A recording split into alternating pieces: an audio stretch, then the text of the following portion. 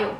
Police મહાનિરીક્ષક Shri Chirag Kordia સાહેબ સરહદી range Bhuj તથા પોલીસ અધિક્ષક શ્રી વિકાસ સુંડા સાહેબ શ્રી પશ્ચિમ કચ્છ ભુજ નાઓ તથા નાયબ પોલીસ અધિક્ષક આર.ડી. જાડેજા સાહેબ ભુજ વિભાગ ભુજ નાઓએ મિલકત સંબંધી ગુનાઓના ભેદ ઉકેલી જાનમાલનું રક્ષણ કરવા સારું ખાસ સૂચના આપેલી હોય જે અન્વયે પોલીસ ઇન્સ્પેક્ટર શ્રી એ.એમ. પટેલ સાહેબ નાઓના માર્ગદર્શન હેઠળ ભુજ શહેર એ ડિવિઝન પોલીસ સ્ટેશનના હદ વિસ્તારમાં સર્વેલન્સ સ્ટાફના કર્મચારીઓ પેટ્રોલિંગમાં હતા। તે સમય દરમિયાન ભીડ નાકા અંદર આઝાદ ચોક પાસે રવિવારી બજાર ભરાતી હોય ત્યાં પેટ્રોલિંગમાં રહી ભંગારનો સામાન વેચતા માણસોને ચેક કરતા એક ઇસમ અલગ અલગ કંપનીના એન્ડ્રોઈડ તેમજ કીપેડ મોબાઈલનું વેચાણ કરતો હોય જેથી તેની પાસે સદર મોબાઈલના બિલ તથા આધાર પુરાવા માંગતા તે પોતાની પાસે રહેલ મોબાઈલના કોઈ આધાર પુરાવા રજૂ કરી શક્યો ન હતો।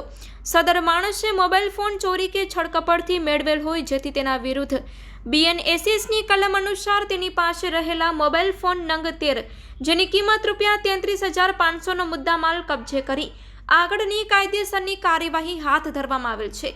આરોપી છે જીવરાજ બુધા રાઠોડ, ઉંમર વર્ષ 57, રહેવાસી GIDC હંગામી આવાસ ભુજ।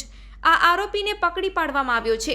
તેમની પાસેથી અલગ અલગ કંપનીના એન્ડ્રોઈડ મોબાઈલ નંગ 6 જેની કિંમત ₹30,000 અને અલગ અલગ કંપનીના કીપેડ મોબાઈલ ફોન નંગ 7 જેની કિંમત ₹3500 આમ કુલ કિંમત ₹33,500નો મુદ્દામાલ કબજે કરવામાં આવ્યો છે।